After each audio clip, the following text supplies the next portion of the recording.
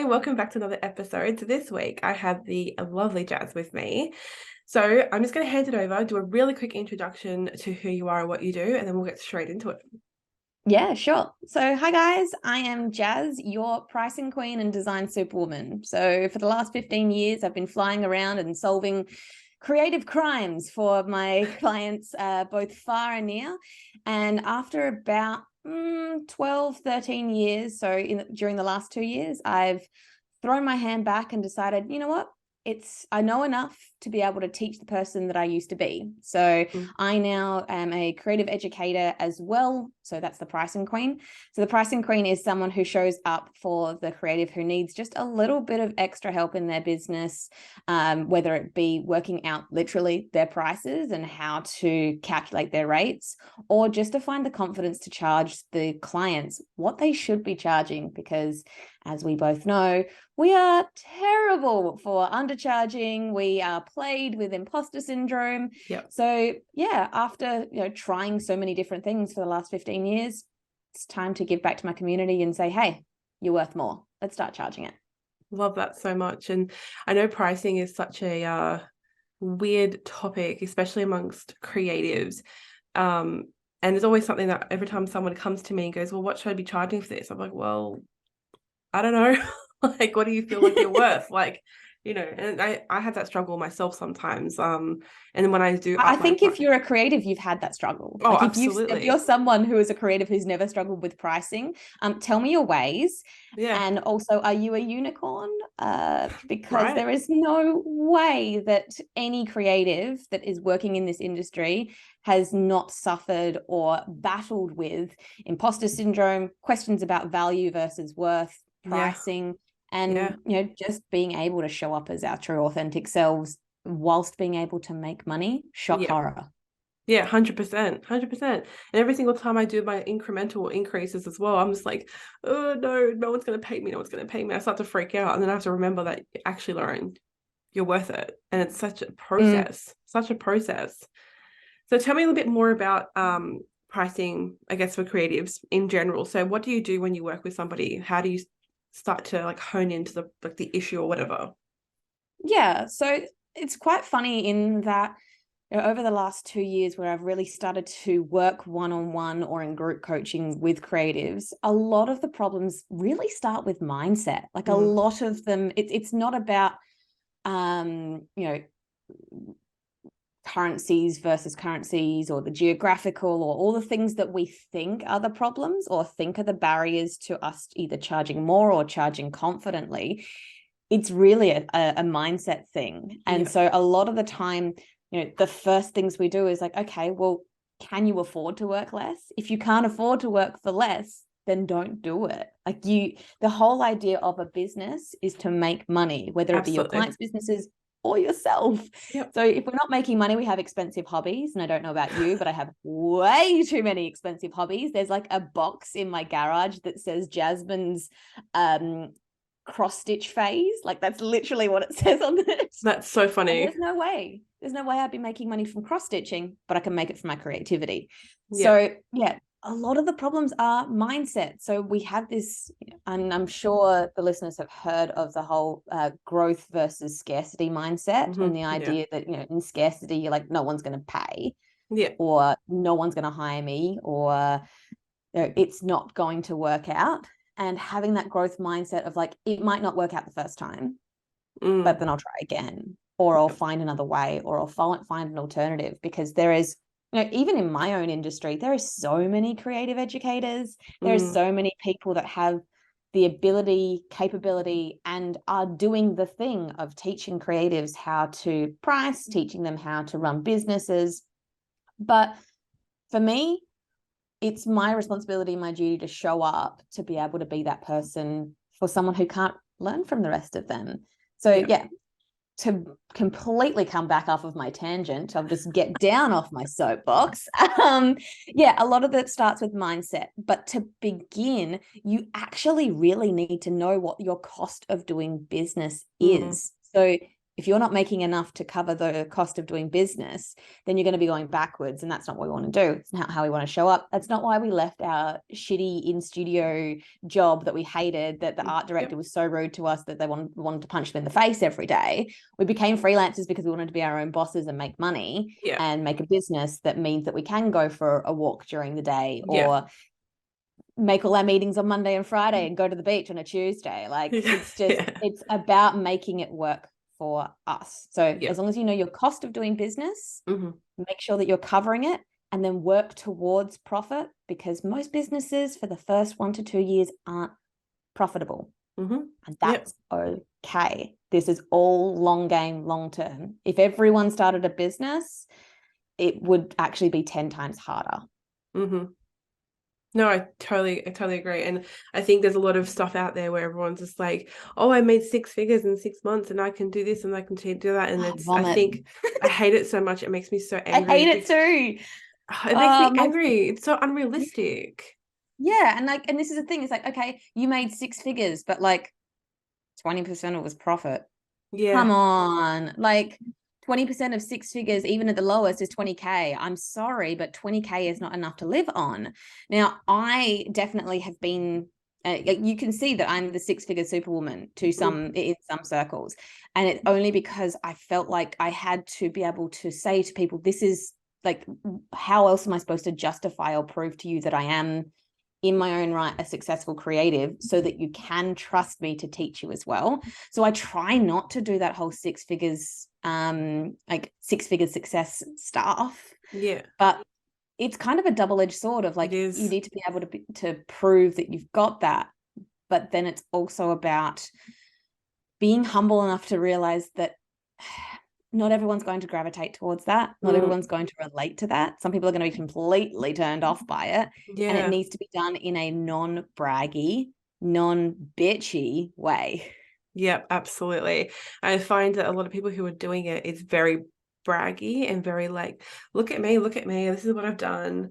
And then I can teach you how to do it, but I won't actually teach you how to do it because I don't know how I got here myself. Like, it's just, it's so disingenuous. Oh my God. I totally agree. Because you sit there and you're like, okay, so the whole thing is you as an educator are showing up to show me how to do what you do. And that's actually something that I got really, really, I love that I didn't ask about a profanity warning before this, but I just got really shitty with it quite early. You can swear. That's okay. Thanks.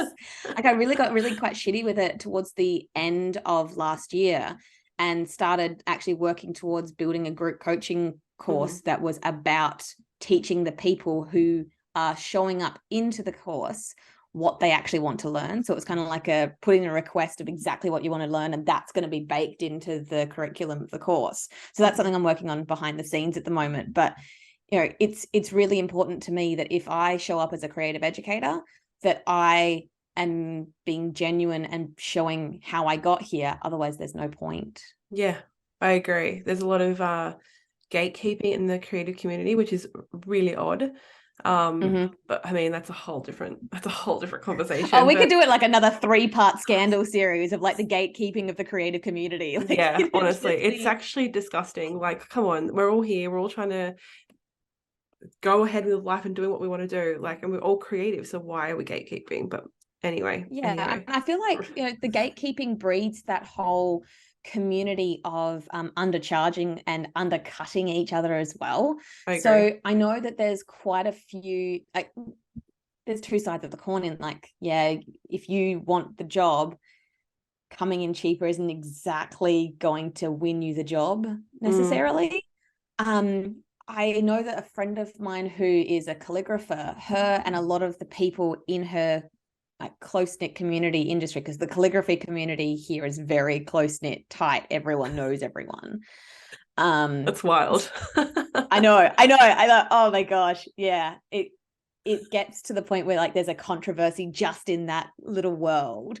And it's just like, oh my God, did you hear about this one? And she did this and she did that. It's so interesting. But the good side of that was they used to have a WhatsApp group where whenever a client would say, hey, I need you to do this job, they would then take the quote that they gave that client and also then copy it into that post. So it meant that everyone knew and understood what everyone else was charging, but it had a level of respect where it was like, okay, just so you know, this is what I charged her. Don't charge less than this. Like, don't be a dick.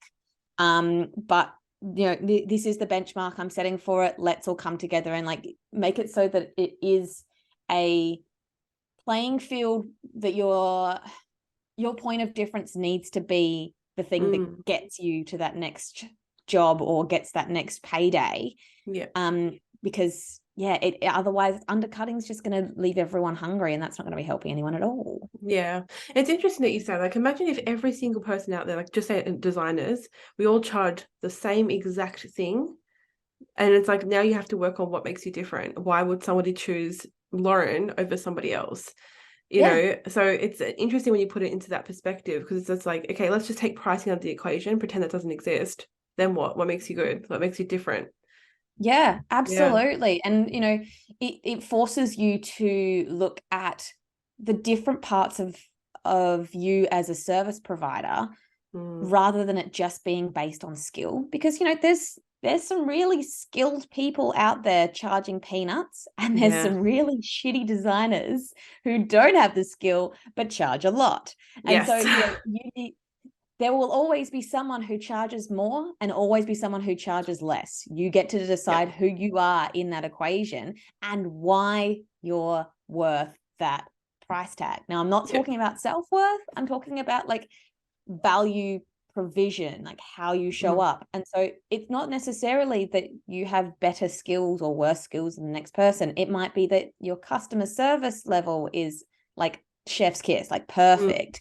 It might be that your communication base or the way that you run projects makes a customer or client feel safe and looked after. Because all businesses are really trying to do is minimize risk with investment. And if you can kind of approach that and say, how do I make me the less risky option, and therefore can charge extra for that risk management, that's going to be a perfect way for you to show up differently, because, you know, skills aren't everything. 100%.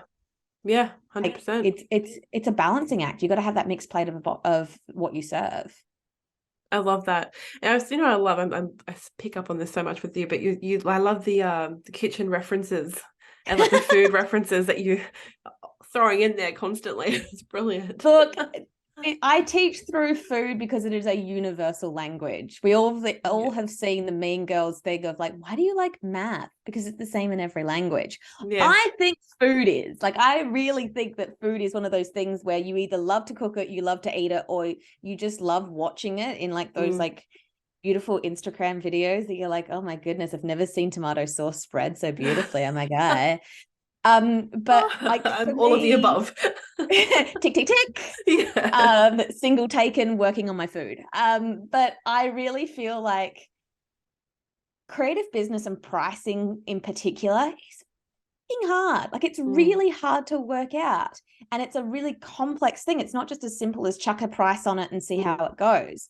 And so if I can use the complex topic that is pricing in creative business and then explain it through something that makes sense to most people, food. So different food analogies. I have like a creative pyramid of like the types of projects that you should be taking off, like a food pyramid. So I use a lot of food references because it makes sense for people, and it makes it a little bit fun. Because I don't know if you've been to one of the Stale Pale Mail webinars when it comes to like strategy and pricing. It's boring. It's so boring. And like, I'm out of there in 10 minutes. I'm like, I can't. Oh, you lasted 10 minutes? I'm so proud of you. I was like 6. I was like, gone, bye. Exit webinar. If I can make it a little bit more fun, and if it also means that you reward yourself with a snack because you're so hungry by the end of it, hell yeah. You deserve a snack. Why not? You also, I don't know if I don't know if you can see, but I am wearing a romper that has pies all over it. It's a blueberry pie. Everyone has a lockdown purchase. I illustrated the fabric and then got someone to make it into a romper. So like, everyone has a lockdown purchase. This was mine. I love that so much. That is so cool. As if that's not the best thing ever. Yeah, of course. And so the other side of it is that I actually come from food-based small business. So my dad is a butcher. He has a butcher shop in Adelaide. We've had butcher shops all of my life. Like for the last 33 years, my dad has been a butcher. I worked in the butcher shop for 14 years. Like it was definitely part of my the way that I could communicate, and that was with food. Like if you really liked whoever you were dining with, you'd get them a Scotch fillet. But if you liked them but didn't like them enough, you would get them a porterhouse. Like it was, it's a love language of which steak you choose. And so by being in that, I had small business kind of ingrained into me from my dad and from my mum as well, because mum started out as a hairdresser, but then moved in to help dad with the business and run the store as well. And my dad brought me up on this idea or this saying of you need to be big enough to serve someone, but small enough to know them. And I feel like that's like one of the pillars of the service-based industry as well, specifically in this case, creative, because we do need to be big enough to serve them in different ways, but we need to actually remember that these are humans at the other end of this. It's a human on the other side of this. So we need to be able to connect with them in a way that makes them feel cared for, looked after, special, not breaking any of those like boundaries that we've set up, because we need to protect ourselves as well. But you need to show up for your clients to be able to serve them properly. Yeah. Okay. So then how do we stop being the porterhouse of the butcher and become the Scotch fillet then?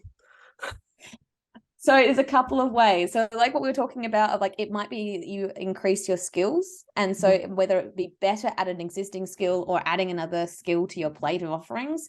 So it might be that you are a logo designer. Say, for instance, you love branding and logo design. Also, power to you. I don't do logos, don't love them. But say you're a logo designer and you can like do a beautiful logo and you have success with past clients. And because you've been having success with past clients, you're increasing your prices slowly because inflation and skill base, because after every single job, you are more talented and more valuable than you were at the start of that job. But then you're like, okay, I've kind of reached a ceiling. I don't feel confident enough to be charging 10K logos or 10K branding packages. That's just not where I am yet. Take a step back and go, okay, what would make me feel like I'm bringing the value? What would make me feel like I'm doing an extra optional offering or capability to be able to justify that? So it might be that you include animation. It might be that you create packages that has the 10K top of the tier for you at that point in time package, and start offering that. And what it can be, and now we don't like to say that they're the problem, but sometimes the clients are the problem.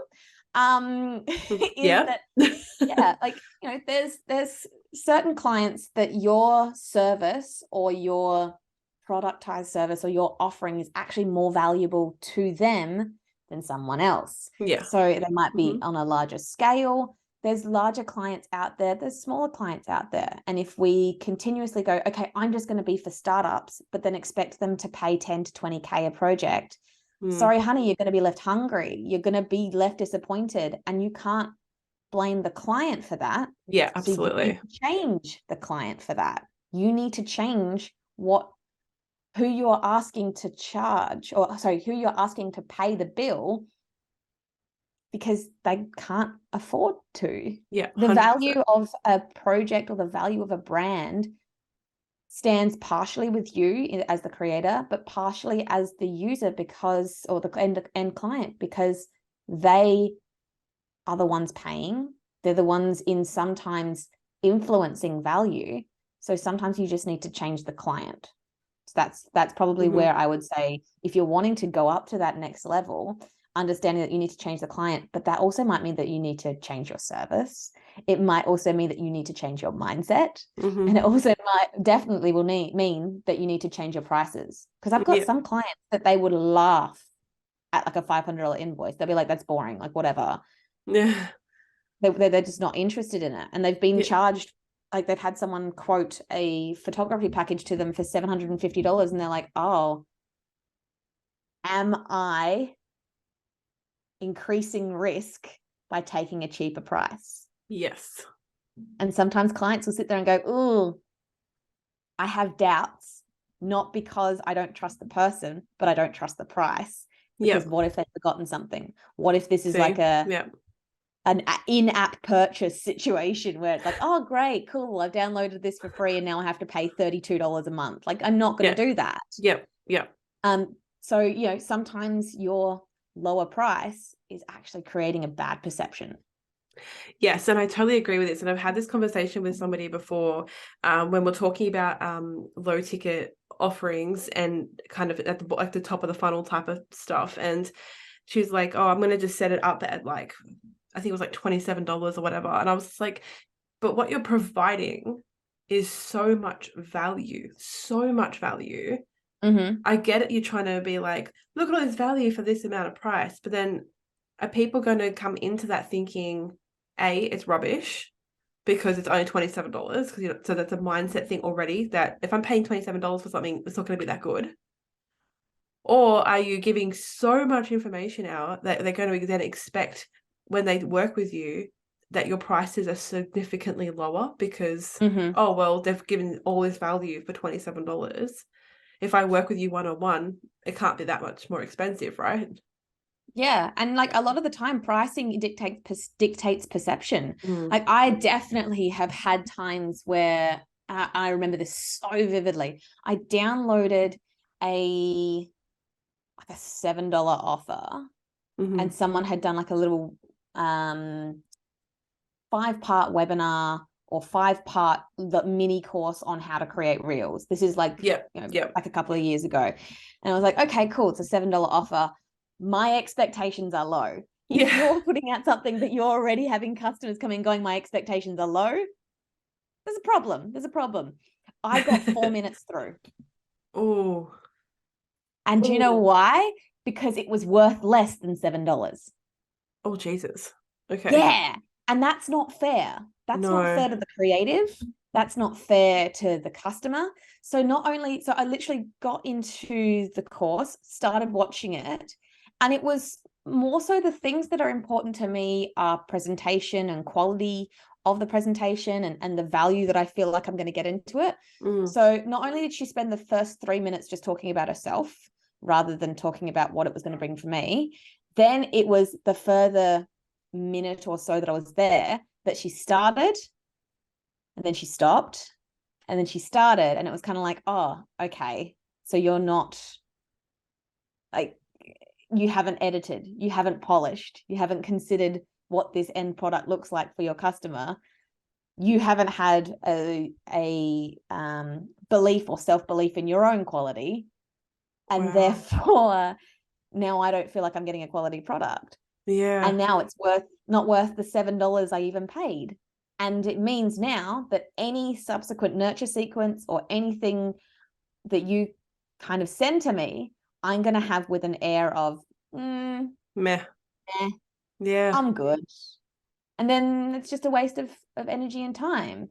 So you've got to tread that line of like showing up with quality, showing up with what's important to your end user, but also not giving away the house for $30.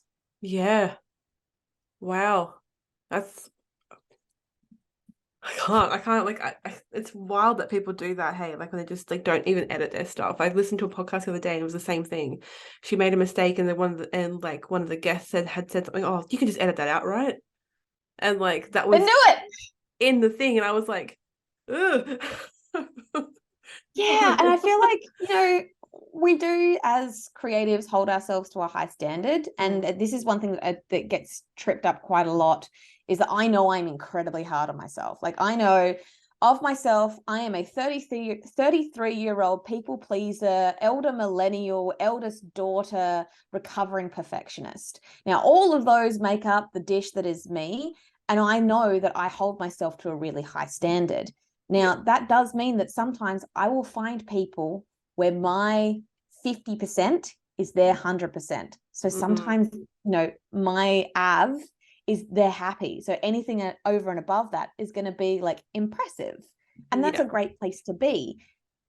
Conversely, if your 100% is only their 50%, that gives you an opportunity to go, well, how can I bridge that gap? How can I get better in the eyes of the person who is influencing the value, and then therefore they can justify paying more. It gets really, really hinky when you're sitting there and kind of going, oh, look, I did my best. But as long as you know that it's your best and you can find ways to make that transition, then you're golden. You're golden. Yeah, totally agree. Amazing. Okay. So how can people get in touch with you? What do you have that you can, or some sort of final advice for somebody about pricing? What does that look like? How can people come to you and go, Jazz, I need help. Help me. What do I do? Yeah, for sure. So I actually have an offer for anyone listening to the podcast today. So if you are someone who has struggled with putting a price or a dollar value on your time, not that I'm condoning hourly rates all the time, but you need to know the value of your time so that you're covering your cost of doing business and actually generating a profit. So if you head to creativebusinesskitchen.com/Gemini, you'll be able to access my pricing calculator, which takes you through the steps of working out what you want to make per year, aka a salary, and then adding taking you through the steps of working out what your expenses are, which is your cost of doing business, and then working out what your actual capacity or hours are that you can work in a calendar year to be able to generate that wealth. This will then give you the end calculation of the dollar amount that you should be charging per hour in your head when you calculate your rates. So say, for instance, you're like, okay, I know that that project's going to take me 10 hours. I know that if I calculate 10 hours by my own personal hourly rate and then adjust for value and serve it on a silver platter for a client to say, yes, no, maybe, I don't know, can you repeat the question? Then it's an opportunity for you to know that you're covering yourself, you're adding value, and then you're showing up the best way you can. Love that so much. URL will probably be in the show notes, but it is creativebusinesskitchen.com/Gemini. Love it so much. Love it, love it, love it. And again, another kitchen, more food. It's brilliant. Yeah, it's so because good. the kitchen is the place that you come to for snacks and advice. Like that's definitely where it's at. And speaking of, if you head to on Instagram, I am your pricing queen, and I do a lot of educational content, which is like bite-sized pieces of advice to be able to help you build your business no matter what stage of the meal you're in. I love that so much. I'm actually getting really hungry. I'll just say me too. I'm gonna go have some Wheat Bix. I'm actually looking at your bloody pie shirt, and now I just want pie.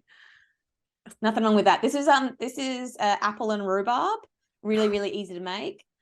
100% recommend. Apple and rhubarb. It's actually one of the best, I think. Oh yeah, absolutely. Like apple and rhubarb crumble, superior. Yes. Yeah, 100%. I agree. Definitely. I'm going to head to Woolworths, I think, in a minute, because I really want that now. Yeah, get some of the like 5 a.m. or the like the vanilla bean yogurt to go with it. Just perfect. Now I'm hungry. Great. Hungry for dessert at 10 a.m. or 11 a.m. Love it. So good. Yeah, perfect. I think it's actually a perfect time to eat pie.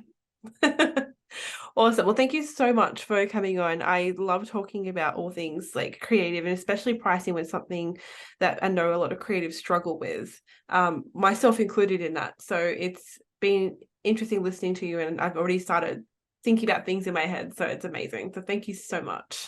No worries. Till the next time. Peace out.